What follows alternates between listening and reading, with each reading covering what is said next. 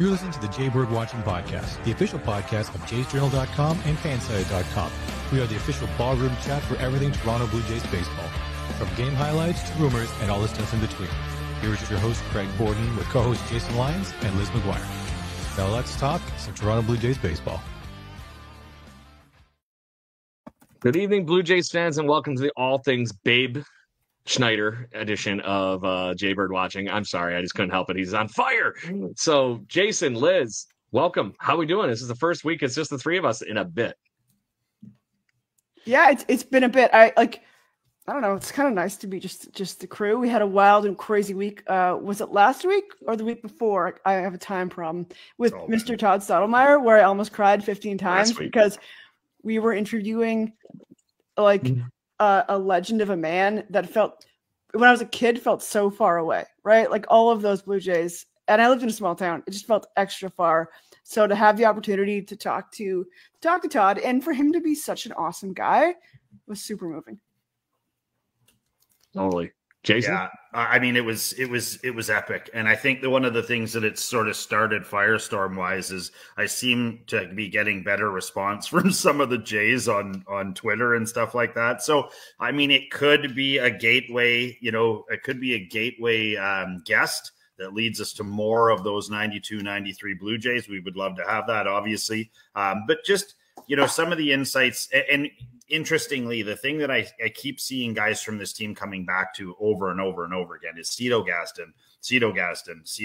Like, I mean, he was completely the reason why those teams were as good as they were. And it was awesome to hear him talk about Dave Winfield. Like, as much as Dave Winfield is a Hall of Famer, a great baseball player, all the rest of that stuff. I mean, he's like Sidney Crosby. Like, you just don't know anything about the guy. Like, you really don't. Like, is he married? Does he have kids? Like, who knows? No one knows. Dave Winfield knows. So it was nice to sort of see, a few other parts of that team.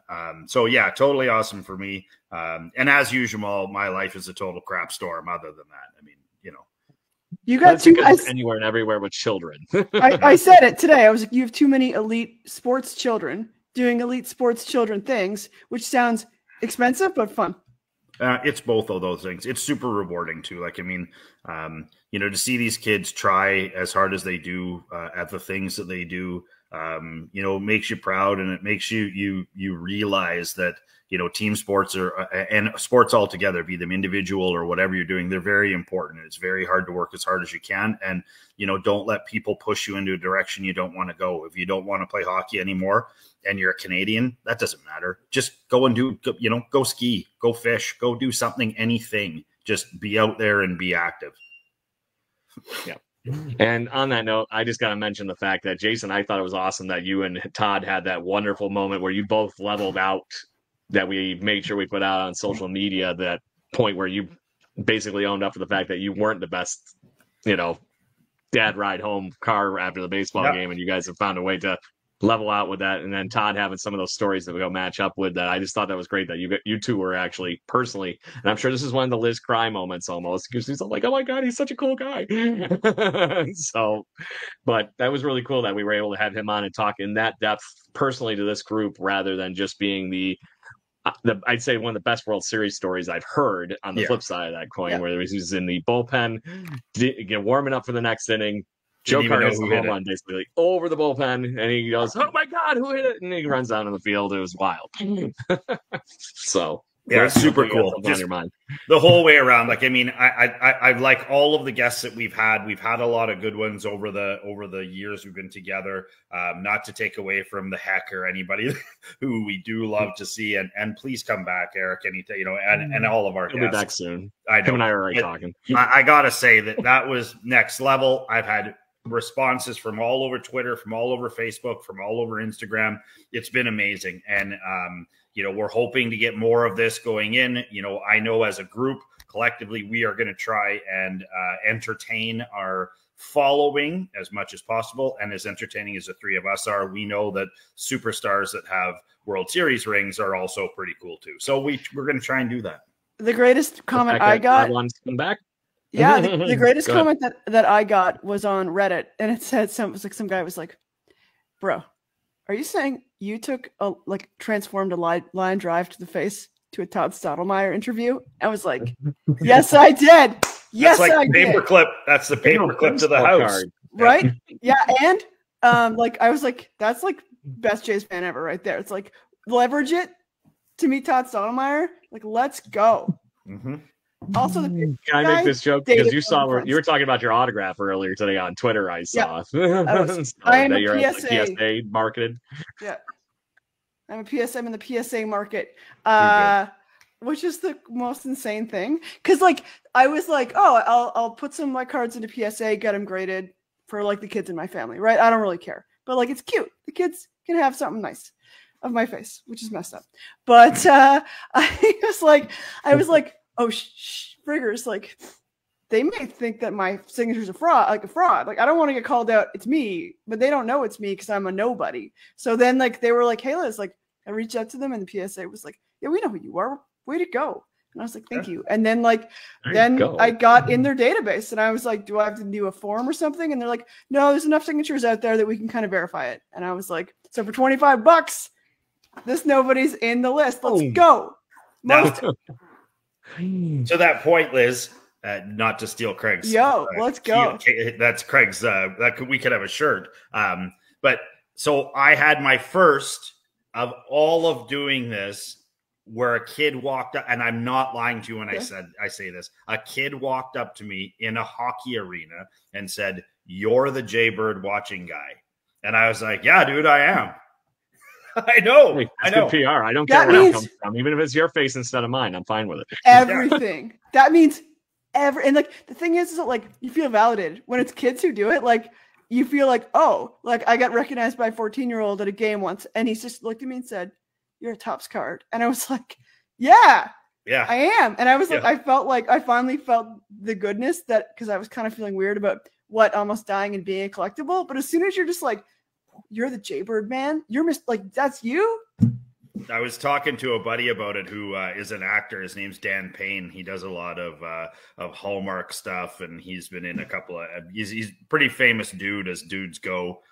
Big, handsome, strapping man. And I was talking to him about it, and he's like, the first time you're never going to admit that first time is the first time. It's never gonna feel any better than that first time where someone says, "I recognize you and I like what you do." So big ups to that kid. I didn't get his name or anything like that because I thought that would be weird. But thanks for listening. And you're the first one to say that. Yeah. That was the whole thing. I got knocked off. I'm kind of jealous. I'm the only one that hasn't had that moment because I lived all the way down here in Rochester, New York. Nobody knows. We'll have to fly out and do an event. Maybe we could go together. Let's do Bill's Mafia or something like that. We'll get you I'll jump off something onto a table and get t-shirts with your face on them. Well, because that's the thing. Maybe it'll happen next weekend because I'm coming up to hang out with Liz next weekend to watch the Marlins series. So who knows? It's true. Come on, and there's the other part. So that best thing I love about this group is, regardless of who walks up to anybody, we're happy to have a baseball chat with. Always. It's so easy to be nice and cool. It's so easy to be nice and cool. That's why I was like, so somebody was like, Liz, somebody's forging your baseball card online. And I was like, they look cool. They look cool, right? So I had nothing to give to kids. Now I have things I can hand out to children, kids. Somebody wants my baseball card for sure. Anyway. Speaking of that, did Scott give you the pile of leftover counterfeit stuff that we were handing out in front of the ball game? No, I literally walk by his house 25 times when I go to the gym, and I will see him. I'll get it this weekend. He's on tour, I think. I asked him if he was going to be coming on the game when I'm coming up, if we were going to get to hang out, all four of us again. And unfortunately, it sounds like he's going to be tripping. So hopefully he's still home this weekend. But anyway, on that note, I got you a fancy business card. I sent Jason one of these. I have it. It works great. I've used it a bunch of times. That's awesome. We're a real business. Let's go. Those RFID chip ones that you put on your phone, tap on somebody's phone, and it goes boom. There's Jaybird watching. Yep. Pretty cool. That's fancy. Yeah. All right, let's go. It can be Iron Man stuff. Liz. Yeah. So anyway, let's talk some damn baseball because that's actually what we're supposed to be talking about. So all things baseball, all things fun. On episode 426 of the Jaybird Watching podcast. Today we actually got to walk off a series in some nice fashion. I want to talk about today before we start diving into week week that was, and honestly, some of the headlines that we haven't gotten to over Looney Hot Dog Night and Todd Stottlemyre Night over the past couple of weeks. But we have a 30 home run Vlad Jr. season at hand, gang. Liz, you were the one that was all about it earlier, right before we got on the show. Tell me what you're thinking with Vlad being on the 30 home run club for this season. Yeah, it feels so good. It feels so good. I remember the first half of the season, and I think maybe the bases were loaded, and I think Vladdy might have been up, and we needed that run. We needed we needed a walk off or something, and he didn't get it. And I remember thinking, I don't trust this man.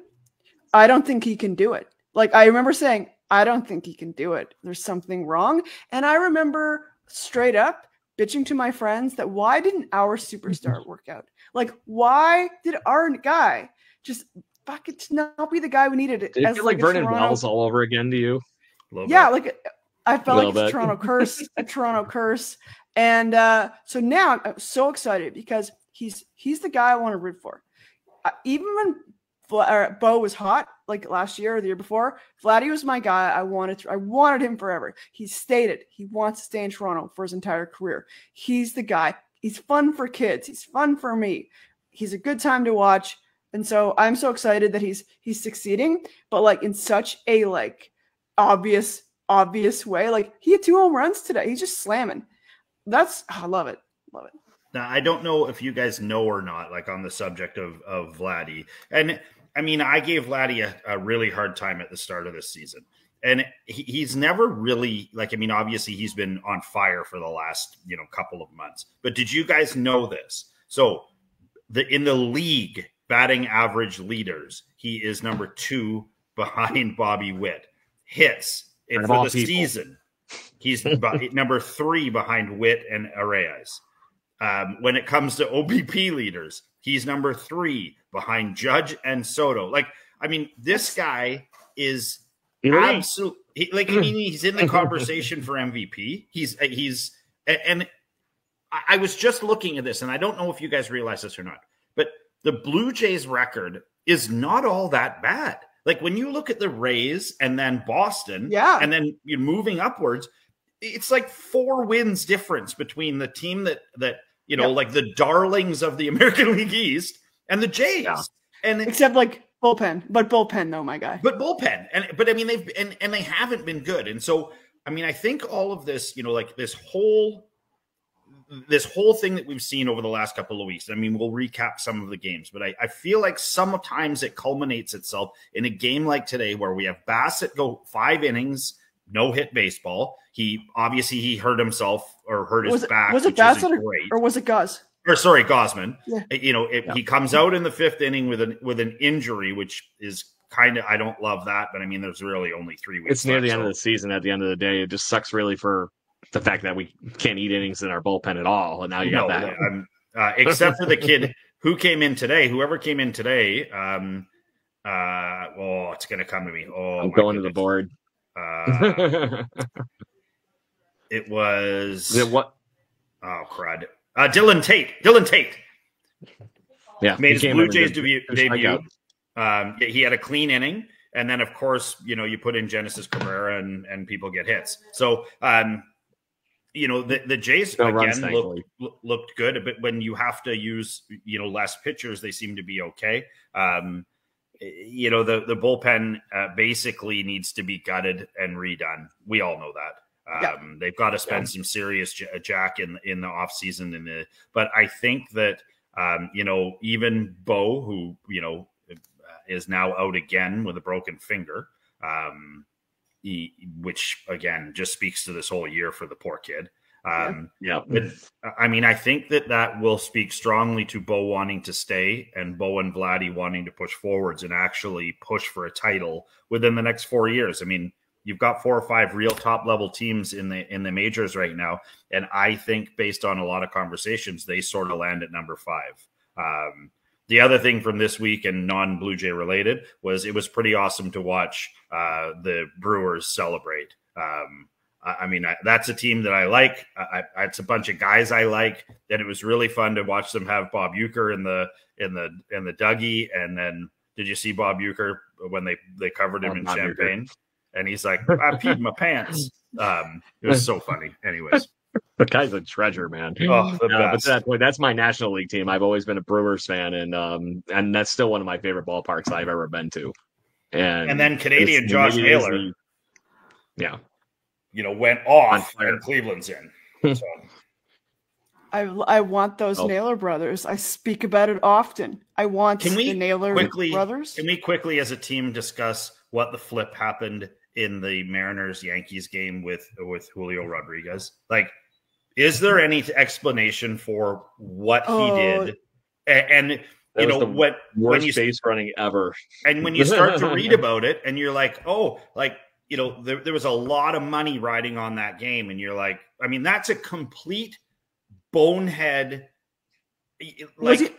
My theory is he didn't have the right count. That's the best I got, man. Is that but he wasn't even going to his own dugout? No, he was going to where the Yankees were. Bat up that got thrown. Is he okay? That makes sense the way I don't know. I mean, it was so bizarre. He went to pick up the bat and then realized that the ball hadn't been hit. The ball was still live. Anyways, regardless, the Mariners been doing weird stuff. Like, I know the Mariners have been doing because they're shooting themselves in the foot. It's their favorite thing to do come this time of year. Yeah, I think also my theory. Remember, the film Angels in the Outfield, how the Angels are actively helping the Angels win, like the Ghost Angels. I feel like perhaps there's reverse Angels just messing up the Mariners games because that's how insane that it is. Like, that's what I got. Evil spirits. Yeah. Evil shenanigans. Yeah. So anyway, I'm trying to get the vid going here, but there's way too much crap coming up on TikTok for me to freaking pull. I mean, I think that the Jays' performance within the Texas series hasn't been great. But I mean, I think there's been some high points certainly in the last two series. Like, you look back to the St. Louis series, that's a pretty flippin' good series. They sweep the Cardinals. They did drop 2 to the Mets. But I feel like, even in Atlanta, they won a big one in Atlanta. And I feel like there's certainly positives that can be taken. And I think we can finally answer the question, that a lot of people, if you read the other, some of the less quality blogs and they're constantly questioning the new guys even. And it's like, you know what? I think that Clement and Barger and all these guys have proven now that they are good enough to be everyday players. If not for the Jays, then we need to start as the media building these people up, these players up. So if we do need to trade them, that we get a bounty back. David Schneider, to your point, Craig, David Schneider finally comes out of his hibernation, with only 3 weeks left in the season. Way to go, buddy. But I mean, he's hitting everything that's thrown at him, and thank goodness. Baseball's a game of adjustments, man. That's just how it is. But to that point, he's figured something out over the last few weeks, and he's been getting more playing time. So that's the other part that you get when you finally do get something that clicks. You got to have some way of continuing to, get going. He was so bad after being an everyday left fielder for so long this season that there was no way in hell he was getting in the lineup. And I was honestly shocked he's stuck in the majors. And it was because he could basically come off the bench and hit a home run. I really think is what stuck him around, right? I don't know if we're going to see him in the majors. I don't know if we're going to see him on the team next year. But the thing is I want to keep him. I want to pull him up when other guys go, are in a slump. I think he's a guy to keep. I don't think, even if he's not on the team next year, I don't think this is the end of his major league career. I think baseball's, again, a very hard game. And I think he's got a really good attitude about, he even just said, he's just trying to have an even keel about it. But I think that Schneider can and will continue to play kind of an important role in our team, whether that be as a full-time member or somebody we just kind of bring up midseason. Thank God he's above the Mendoza line now with a 201 batting average. But this is the part that you miss. He's exactly an average player as far as WAR is concerned. But he's got 46 6 RBIs. That means he contributed when he did finally get hits. And there was a point there he was batting really well. It just shows how bad that slump really was for him, because he was batting 280 or something like that at one point, and just well, he was silent at the start of the year. He was silently doing well. He wasn't. He wasn't, going 4 for 5, but he was going, 2 for 5. And in games where he wasn't, he was being effective at getting on base, and he was doing a very good job of the things that he needed to do. And then it was just like he jumped off a cliff, baseball wise. And we've seen it before. We've seen other players have it happen to them. I thought it was funny that they reported that Dalton Varsho was hurt, and there was all these people that commented underneath, and they're like, he's still playing? It was quite funny to me to be like, they were like, oh, he's out, he needs shoulder surgery. And they were like, what do you mean? Yeah. We thought he quit a month ago. Schneider was batting 262 in April. He batted 233 in May, and then he batted 169 for the whole month of June. Had a little bit of resurgence in July, batting 211, and then it gets even worse. August, he batted 064. Boom. So that is where your batting average goes to shit. And to that point, he just couldn't, like I said, the league adjusted. Something wasn't working in his swing, whatever it is. He's sure as shit turned that around. Seeing so far this month, he's batting 257 with 3 home runs and 9 RBIs. And that also includes a double and a triple. So, just saying. I feel like Davis Schneider is easy for me to root for, and so I root for him like crazy. Because he feels like the everyman of baseball. It's like Davis is out there. He's not so glamorous. He's hustling. He's quietly just working his hardest, I believe. And I'm just like, I respect that. Yep. And I always hope things turn around. And whenever Davis Schneider gets a dinger, it hits different. Yeah. For every team that you have that guy, that's the, I'm going to use this analogy. For every team that you had the Joe Carter on, you need the Derek Bell. In the 92 World Series. For every, I'm trying to think of really, like for every Vernon Wells, you need the Reed Johnson. Things like that. Davis Schneider could be one of those guys on any of these teams going forward. It really could be. And just be that guy that when you ride the hot streak, and then he's going to have some lows, and then you come back and ride the hot streak. How much different is Dalton Varsho's season offensively versus Davis Schneider's? Not really at all, but defensively. I think about Springer. I think about Springer in these discussions as well, right? Yeah. It's like nobody's questioning. Well, I mean, they were questioning, but like even what was Springer's batting average in his low point? Can you get that up? Yeah, I can get that up. Give me a second. It wasn't good. We can effectively say that. Like, I mean, it was. He was below the Mendoza line for sure. Yes. For a long time. And he acknowledged that. And he actually, I remember a time where he was saying, I'm okay with them not playing me because I couldn't hit water if I fell out of a boat right now. It's what it is. And at least George had the wherewithal. And I also feel like George is going to have the wherewithal what do we have him for? Another 2 years? Something like that. So, I mean, he knows that he's the thing for me though, is he's still fast for a guy his age. Like he almost legged out that sort of half a bunt. And a guy his age should not be able to come that close on a play at first like that. So, I mean, he's still good in the outfield. He's clearly fast enough to cover right. And he has no problems out there. I mean, my hope is that the Jays can see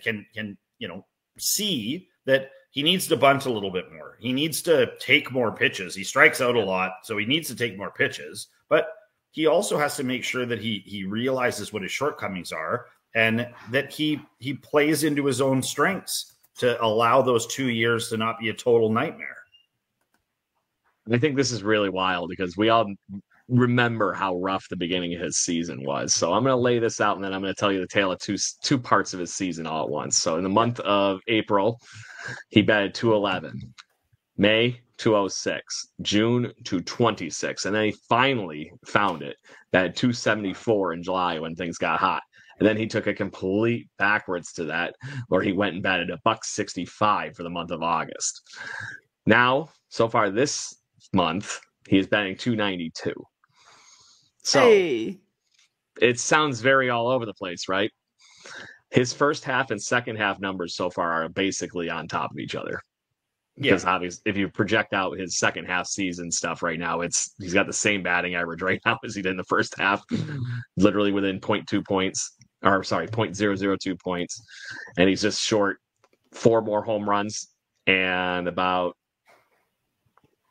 12 RBIs to get to where his first half numbers were. And that was in 90 games, his first half. There was only 50 so far in this half. Yeah.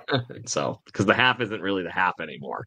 Well, yeah, you're right. Yeah, it's modified. But I mean, I think, Correct. As you know, as much as we've, taken the crap out of these guys for the last part of this season, I mean, the last 2 months haven't been all that bad. And we've seen a lot of bright spots. I mean, it's, some of the injuries lately have been bothersome, but I mean, you want to just get through the year, make sure that the younger kids can go and play in Texas or wherever they're going to go play for the their off-season ball, get some good rips in. I mean, Addison Barger went from Vancouver to Texas and came out a complete animal. I mean, he was hitting like 480 in the Texas league, and these are all superstars. These aren't junk kids that are going to this. And I mean, I think that obviously Clement and those guys, I don't think they go. I think they're too old to go, or I think most of them probably just say no, and I'm just going to take the summer or the winter off. But those younger guys, we need to see as much as we can from them, and a hot start next year. They got to come out of the gate and at least dominate for a couple of months. And so then if they do have a skid, it isn't as effectual. Sure, the Yankees are in and they had a pretty mean skid for a while, but they had a great start. And then they were able to bob along rather than staying down like the Jays did for a while. So I just found the craziest 2024 Toronto Blue Jays stat that I'm very shocked by. And this isn't about the players on the field, but I just happened to pull up the Baseball Reference page for this year as I was trying to see how many people were on this roster, and I was going to dive into some more silly things where you were kind of going there, Jason. Does anybody have a guess on where we rank in the American League for attendance? We're number way up five. Five between 5 and 8, maybe 11. 5 and 8 or 11. I'm guessing between those. Jason, and is it numbers or is it percent full? Those are two different stats. Out of 15, where do we rank? No, but what is the ranking? Is it percentage of the stadium full, or is it the number of people? It's total attendance. Number 11. People. 3. 11. Okay, are those your final answers? Yes. Yeah. Jason, you missed by 1. We're 4th. Great. That's great. I was on a Blue Jays morning had show. 2.5 million people go through the turnstile so far this year for the I was on a morning show. With how bad we've been. I was on a morning show, and I was it was in Iowa. I was on an Iowa morning show, and they were blasting me. I realized I rolled on, and they were just going to be buffoons to me, but I could handle that. Cool. And I was telling them about how people the kids had offered me their bobbleheads after I got hurt, and the guys were like, "Oh, well, there's nobody there," and I was like, "We have one of the highest attendances in the league." I just fired stats at them, and I was like, "So you're wrong." But yeah, fake news. It was we may not do well baseball league, but our attendance is always good, which is actually a bummer to me. I think maybe I've spoken about this before. It's because we're Canada's team. We're not a regional team. If we were a regional team, our attendance would dip when the team was doing badly and put more pressure on our ownership to make adjustments that are needed. But because we have a Canadian-based team, so people are buying tickets a year ahead, coming from far away, that we don't have the same kind of ebb and flow with attendance when our team does bad. I will say this as well, and this has been noted, and this is the first year I've sort of noticed it away from the Jays broadcast. Obviously when it's Sportsnet and it's a Jays broadcast, you notice when they pan to the crowd and they show big groups of Jays fans and all the rest of that stuff.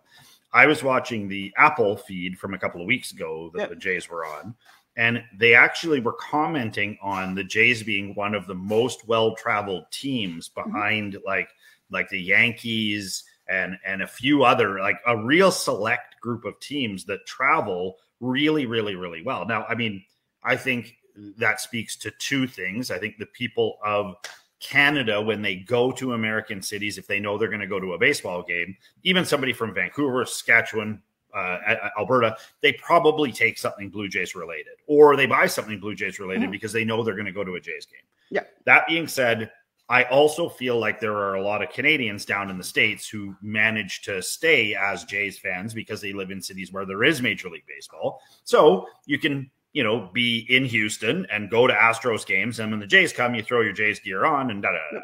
But I mean, I've been overly impressed, not only with the crowds at home, but the crowds on the road and the knowledge of the crowds at home. And I don't give Toronto enough props for a lot of things, but I will say this, for Jays fans that have been in attendance, they've recognized all the no-nos. They've recognized all of the, when anybody is in a slump and they break out of it, they've been very good about being fans of a team that's not very good, which speaks really well to when they are rolling.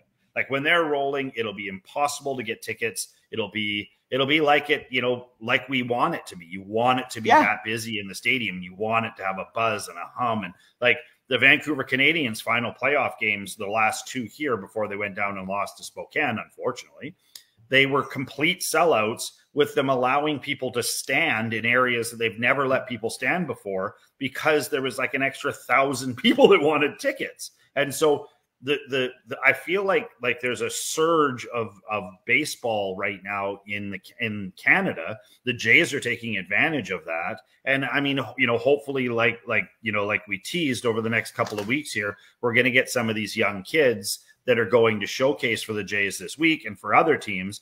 But these are Canadian kids who, for lack of a better thing, can't really play baseball from like October until February. Yeah. Maybe, and these that kids, whole thing about it's cold outside. Well, yeah, but these kids are showing now on the world stage that Canadian baseball players can make an impact, and so it's cool. And we were just talking about like the Naylor brothers. Like, I mean, they're one of the reasons why Cleveland is as good as they are right now, and 100%. I think that's super cool. So I wanted to take a quick piece of not talking Blue Jays for 2 seconds here, because there is a Major League Baseball history thing that has happened within the last 4 minutes. Oh, want to guess? Shohei? Yep. Shohei just hit his 50th home run. Now has 50 stolen bases, the first athlete in Major League Baseball history. Is this breaking news? Did it just happen live? 50. Yeah. It just happened. I just saw it on Twitter, and I would love to show it, but my computer's lagging out. Who are they playing? He hit it where they're playing the Marlins, and he hit it where the statue used to be. 109 miles an hour off the bat. So just to say, he hit a little far, moderately opposite field. Wow. Well, good for him. I mean, he's earning his $700 million when he takes over ownership of the LA Dodgers in 10 years and changes them to the LA Otanis. You heard it here first. I'm into that. Yeah, breaking news right here. Shohei Ohtani's Los Angeles Dodgers Baseball Club. I'll text Shohei now and tell him congrats. Yeah, so it would be Shohei Ohtani. Shohei Ohtani presents the Los Angeles Dodgers. Yeah. In Osaka.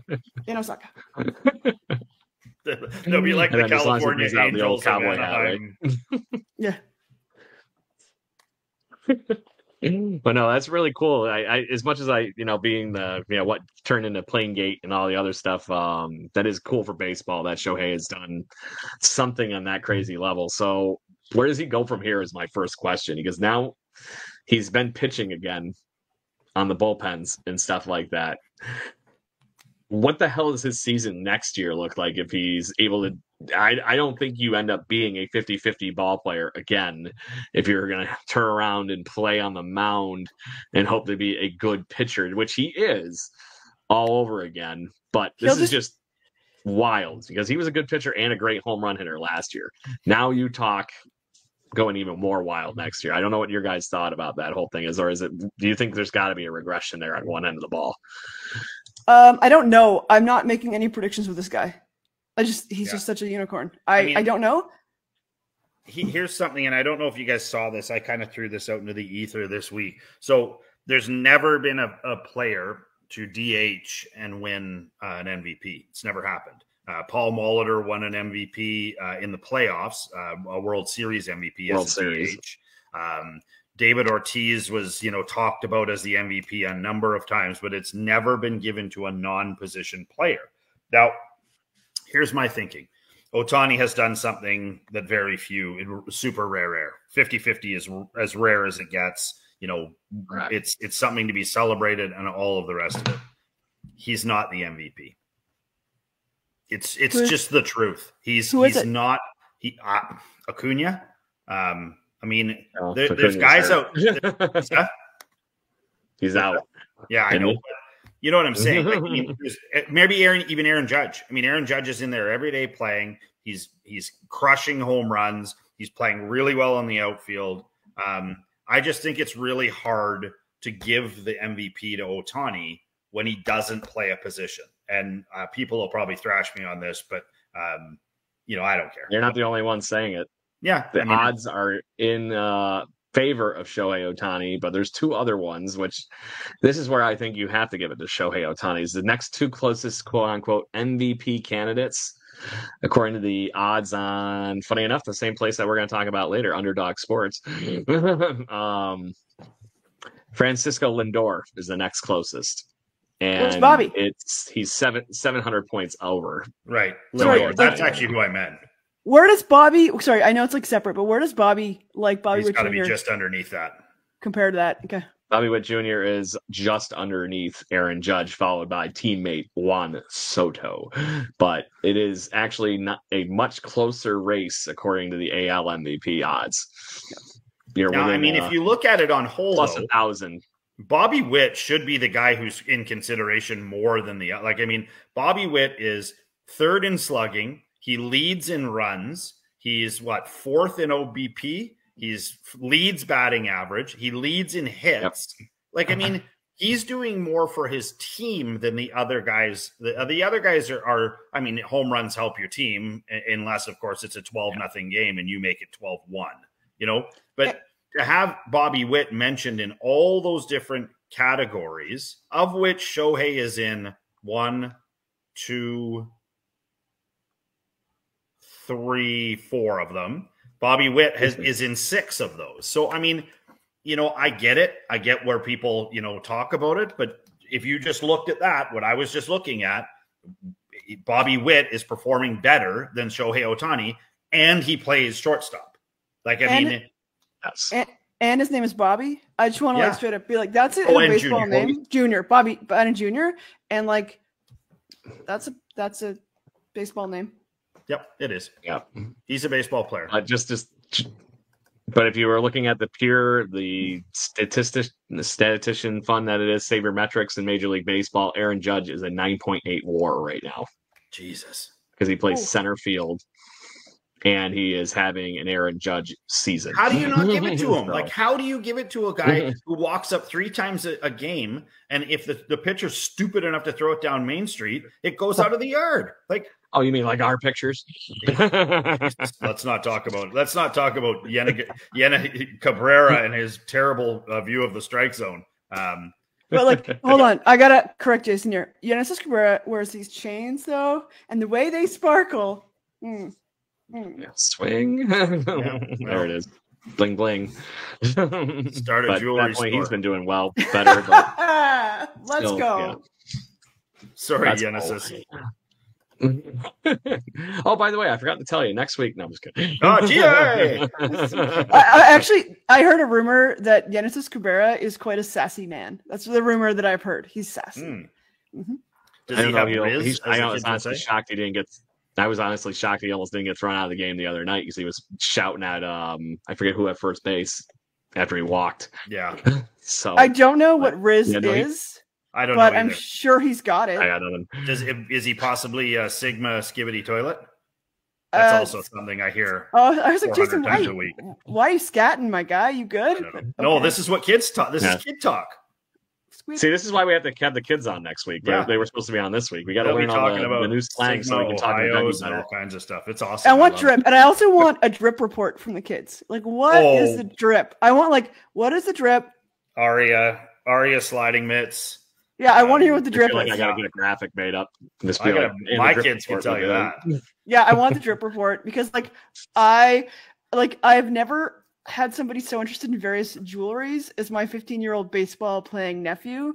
Maybe he's 16. I can't do the math, but like, yeah, man, he's got to have the chains. You got to have the things. You got to have things. The Cuban links. He's wearing a cross, but he's not religious. I like it when they paint a cross on their face, and I'm like, oh, you must be religious, and they're like, what? And you're like, no. Huh? Don't worry about it. Yeah. So there is one fun story in Blue Jays baseball that I'm trying to redig back up, but I'm sure you heard this on the broadcast or read the article that Keegan Matheson wrote recently, that part of Davis Schneider's resurgence is he found some certain lumber left over for some Blue Jays players that have been exiting the team. And he's not in those 3 home runs that he hit from back-to-back-to-back games.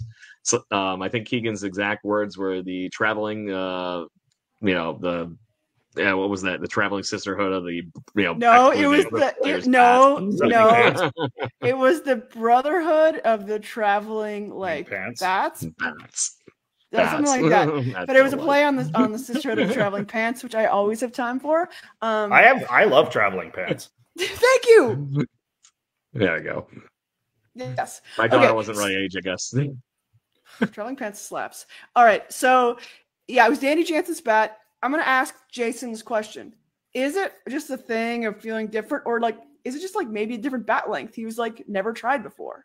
Yeah, I think that. So I'm just starting to learn a lot. I've never really dealt with wood bats in my whole life, and big up to Birdman Bats. Gary, congratulations on your wedding. Enjoy your time in Spain. So one of the things I have come to find out is that, with an aluminum bat or with a composite bat, sorry, Jesus, I made myself sound really old there. But with a composite bat, I mean, there's the Hype Fire. There's a couple of bats that are super hot. The kids all use them, and they basically, the acceleration on the ball is, I'd say, 20 to 35 feet. And then when you go to wood, they get a real slap in the face as to what they're actually, how far they can hit the ball. I find that the material the bat is made out of, I mean, you've really only got ash, maple, and birch. Those are the 3 major ones. But yeah, I mean, if you look at, some guys use the bed knob handle, and some guys use a really small handle, and some guys use an axe handle. And, they are constantly, I've come to learn this by giving some of the Vancouver Canadians some of the Birdman bats to try. It is just sometimes putting it in your hand, and the first pitch that comes in, you just, it's like a tuning fork, and you hit it and you're like, wow, that feels a lot better than my bat. It may be garbage, but there's a mental part of your equipment that when you're in playing at the C's level, it's different because those guys are paying for their own bats. Actually, the guys in the majors are paying for their own bats too. And I think everyone should know this out there. This is a thing that actually happens. Like, if you're a baseball player in the majors, you don't get free bats. Somebody pays for them, whether it's your agent, whether you pay for them yourself, whether the team pays for them. Somebody's paying for those bats. So when you're making a choice, it's not based on brand normally, because they'll have 40 bats with no brand on them. They'll go try them and they're like, I love this one. And they're like, okay, well, that's the Birdman, pressed maple. And then they go order a dozen of those, and then they try them. And then they'll sometimes run through different bat companies during the year. But because they're not really getting paid to use them, their sponsorship for bats comes completely down to what they want to use. So, I mean, I'm sure if you're Mike Trout or Aaron Judge or, those guys probably aren't paying for their bats technically, but somebody is. I mean, you don't see Judge out shilling Chandler bats anywhere. He uses a Chandler bat, but you don't see him on a poster or doing commercials or anything online saying, hey, use a Chandler bat. So, I mean, if he's not getting paid to do it, then he's not getting paid to do it. So, I mean, and I find that interesting too. Like Ohtani, they barely use it. The guy's a superstar, and they barely use this guy to move any product. Like, does anybody know what he uses for cleats? I only know because they show it here in the States a lot. And he is a New Balance. Right. Correct. Oh. But if you out of all things, New Balance. If you don't dig in, you don't know. And he uses a Mizuno, he uses was using an Asics bat for a long time that no one can even buy. They don't even sell them. It doesn't make any sense for Louisville Slugger to not go to this guy and say, hey, you know what? I know you took a haircut to play baseball this year. How about we give you $10 million to use our bats, and we need you everywhere with them. But, yeah, I don't see it. Deal is why he didn't give us snot about the whole deferred money thing. Because he's making so much money off of the TV commercials and all that kind of stuff just to be their, basically to be their Michael Jordan. Yeah, but to your point, Liz, I think that the big thing, it is always going to come down to this is feel. Yeah. That you could put tape over the label and let guys hit 50 different bats, and they're going to go with the one that feels the best. That's why you should buy Birdman bats, because they feel awesome. There's your plug. So just for the Blue Jay fan that hasn't caught this story yet, Babe Schneider, who is obviously hitting more home runs, to break out of his slump, he grabbed a bat off of the bat rack or out of the dugout, whatever, that used to be Danny Jansen's bat. He hits his first home run with the Danny Jansen bat. Then the next 2 games, he pulled another one out, and it was IKF's. So he hit his following 2 home runs over the past week with an old IKF bat. So he hasn't used his bat for 3 home runs, and I would say I'm not going back to my own lumber. There's something there that's working. And I will quote the great baseball movie that is Bull Durham: you don't fuck with a winning streak. And right now, David Schneider is on a winning streak. And didn't last year, didn't Vladdy get out of his, didn't he get one of Acuna's bats, or somebody got a hit in one of the games? It was one of the big name guys, and he dropped the bat, and the bat boy came out and got it and put it in the Jays dugout rather than taking it to where it was supposed to go. And then Vladdy went on fire with this thing, and then it finally broke. I remember this. And he reached out to whoever it was to say, hey, can you send me some more of those bats? And they were like, just get them made, dummy. Like, just go call the company and get them made. He was like, no. I need the ones. I need those ones from you. So I don't know. This is like, how many cups of rum can Jobo drink, right? Yep, lots. I need some voodoo. Yeah. I'm going to just give my own hot observation about bats. Get ready. So it's cheaper to sometimes buy game-used bats from players who maybe didn't make much of an impact than it would to buy the bat new. Yep. And these are uncracked used bats, but they're cheaper than like $100, man. Anyway. Yeah, there's lots of that out there too. Like, I mean, the kids that are out there right now, I mean, I know it's hard because you can't go anywhere and hit a wood bat. Like, you can't go to Dick's down in the States and hit a wood bat. They don't let you. You're allowed to hit they have some composites you can hit, but never the good ones. So to pick a good wood bat is hard because you don't get a chance. Take advantage of your friends. When you show up at ball, or when you show up at a tournament, or when you show up somewhere and you see a bat you've never tried, see if somebody will let you have a couple of rips on it in BP. Like, one of the things that we do well, with the Birdman stuff is that they make bats that hit the ball a long way, but they also don't mark up. So you don't get seam scuffs on the bats. And so that's an important thing with the bat lasting long. But I mean, it all comes down to feel. Like, once it's in your hands, you know if you like it or not.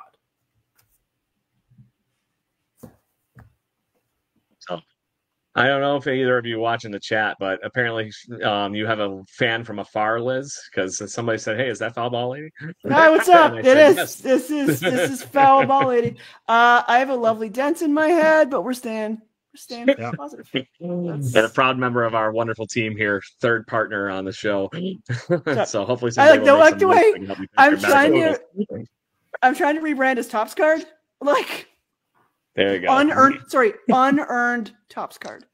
I will wear a T-shirt that says "I know Foul Ball Lady." Let's go. I'm putting that on the record right now. Like, make it real. Foul ball lady seems too fancy. I know Foul Ball girl, and she's a real bitch. Maybe our new friends at Underdog Fantasy could that could be first part of our swag package. Would be we know Foul Ball Lady. So all I'm seeing here is one of those futures, or those shirts that has the list that's like, this, and this, and that says home or something like that on for like Blue Jays. And I'm seeing one that has a bunch of stuff on it. It says home plate lady, foul ball girl. Geddy Lee. Let's go. Geddy Lee. Mother Geddy Lee. I'm still trying to get Geddy Lee on. Yeah, Jaybird watching guy, foul ball girl. Yeah. Craig needs a little name. Buffalo. I need a nickname other than the guy that giggles at everything. Buffalo Bill. Mr. Giggles. Yeah. Anyway. Mr. Giggles. There it is. So, anyways, but on that note, yeah, there's some. Yeah, they said they saw you on an interview. Liz is the next piece to that part. So there you go. My friend caught her at the Dome during her. Yeah, I did a lot of interviews outside the Dome, and the thing is that people were handing me beers in between interviews. So I was out there with my black eyes, real smashed in, just chugging beers, doing interviews outside the Dome. Let's go. And you're wondering, people out there wonder why we picked Liz to come on the podcast. I mean, I think that says it all right there. That one statement. Well, we had the bar room. We needed somebody else to chat with. And to that point, Shenanigans Met Level set the same thing.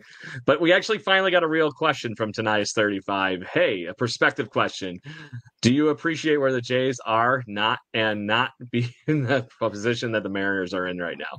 I do. I'm gonna agree with that. I'm happy with not being a Seattle Mariners fan right now. Personally. I agree. But go ahead, Liz. I also let's remember the Jays are kind of where we wanted them to be. We knew we weren't going to make it into the postseason this year, which makes me enjoy the games more. And we're watching the kids get a chance to play, which for me is just last year was worse. We were going into the wild card when the bats weren't igniting. It was the worst feeling. And we'll talk about the year before with the Mariners. But now I'm kind of I like where we are. I'm excited for postseason baseball.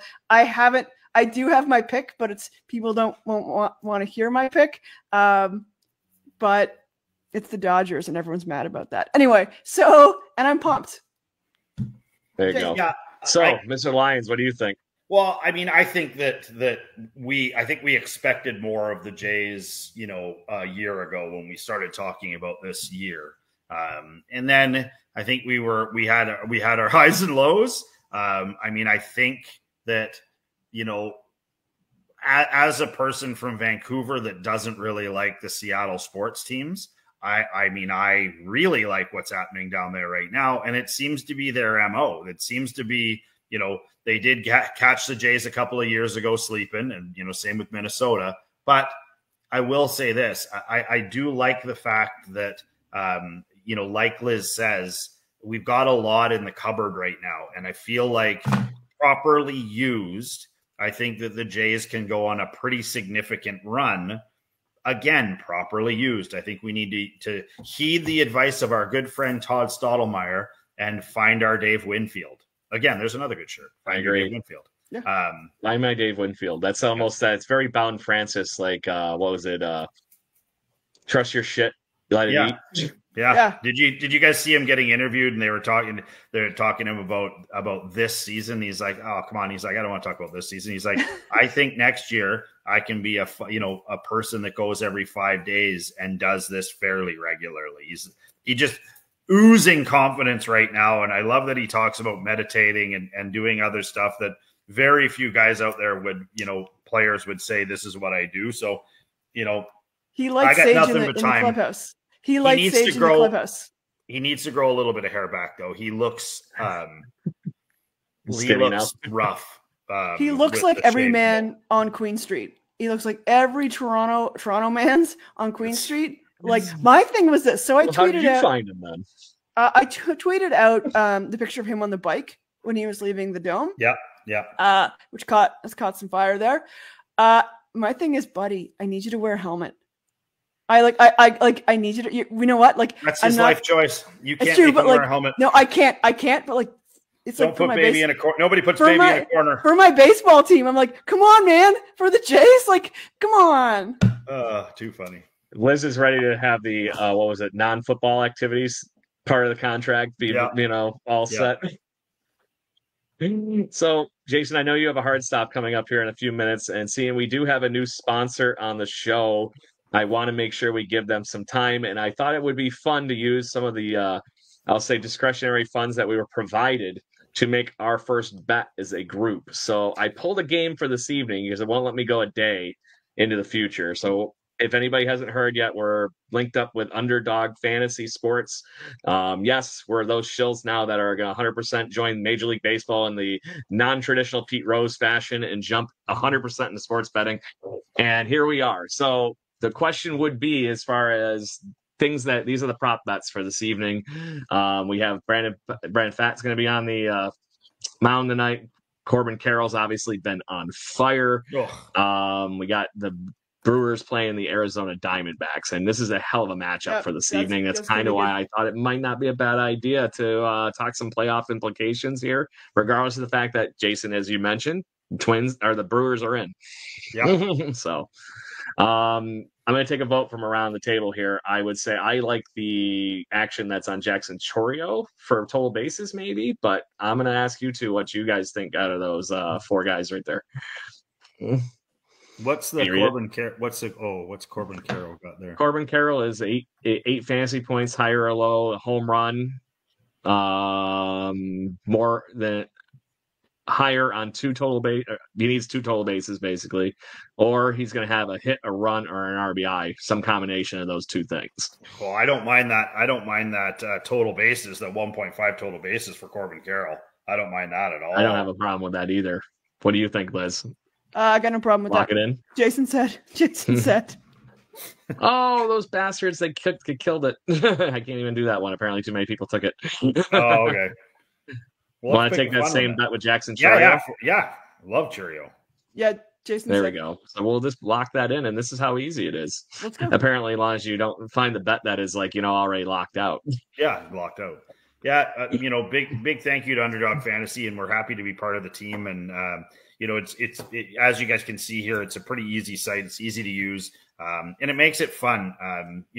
By no means, be careful when you're doing it. Obviously, gambling is an interesting thing. It can certainly make fun, sports fun, but really make sure that you are keeping track of what you're doing, because it can get out of control. But yeah, I'm putting a mere $5 on it. Whoa! Let's go. Let's go. Big hitter. Let's go. Big hitter. Gotta get one going. I'm just happy somebody gave us money for the show for a change. Hey, we're worth it. We'll turn into real profit. Let's go. Good deal. So now we'll end the show like we normally do with our illustrious picks to click. We are getting down to the end of the season, and our friends the Looney Hot Dog Kings put Todd Stottlemyre last week had Vlad Jr. So there you go for that. Liz, you had Spencer Horowitz. Jason, I'm sorry to say you had Will Wagner, who got hurt. I know. And then I had Alejandro Kirk, and I closed the stats like an idiot. So give me a second. Well, somebody had Vladdy, didn't they? Yeah, that would be Mr. Todd Stottlemyre. Is a smart person, and his today counts because it was done before the show. Yeah. So 2 home runs for him, and nobody picked Davis Schneider. So that would have been the hottest actual bat, I think, out of those ones. And Vlad batted a mere .364 with 2 home runs, 5 RBIs, 8 hits. Davis Schneider was the only offensive force better than him. Yeah. And then we had, Kirk's down a bit. Spencer Horowitz, you would have beat me, Liz, at least. So that is going to put Todd Stottlemyre for the win, still maintaining the champion. I'm going to have to make sure we tell him about that whole thing that he won his pick to click, because now he actually ties. He took he tied the guest spot, now ties Liz at 6. I am trailing with 4 wins. Jason, you have 7. Liz coming on to the show mid-season. Let's go. Cinderella story, Angels in the outfield. Let's get it. I'm gonna pick mine. We all know my picks to click. It's Vladdy. It's Vladdy. I taken Vladdy. Vladdy, locking it in. I got to pick we don't have a guest on this week. They get to have the unfortunate handicap that is the rules. Whoever is the everyday player that has the worst last week, and that is currently, sadly, Ernie Clement. So the other roommate been struggling. Click the other direction. So, but that is still a good spot for the guest spot to be able to do something with it. So, Jason, your pick.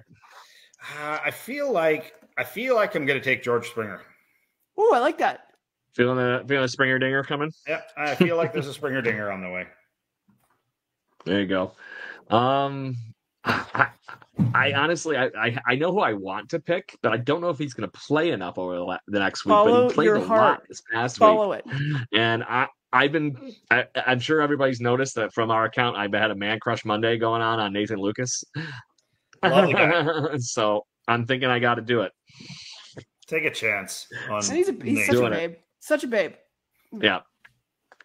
I got to go with a hot hand. He had 6 hits last week. I know. And 3 RBIs. So, and 2 of those were doubles and a triple. Can't lose on that usually, unless it's to the cheat code that is whose Liz pick is with Vlad Jr. So, is there anything last minutes? I know you got to go, Jason. No, I got to roll. All Love right, you guys. I'll sign off. But anyway, we'll talk soon about the promo thing. Sweet. Anyway, Blue Jays fans, thank you very much for tuning into a wonderful evening of Jaybird watching. Make sure you check out Underdog Fantasy and our friends over at fanside.com, jaysjournal.com. And please, for the love of God, join the conversations like Tanias did tonight. We're very happy to chit chat. As you saw, he put those up. I had those up on the screen within minutes. We will chat with you. We are the Barroom Chat for Blue Jays fans. I will be in Toronto with Liz at the Marlins series for the Saturday-Sunday game. Make sure you come and join us. Find us wherever you happen to be. Say hello. I'd like to be recognized, maybe. So, on that, Blue Jays fans, take care. Have a great evening. And as always, let's go Blue Jays.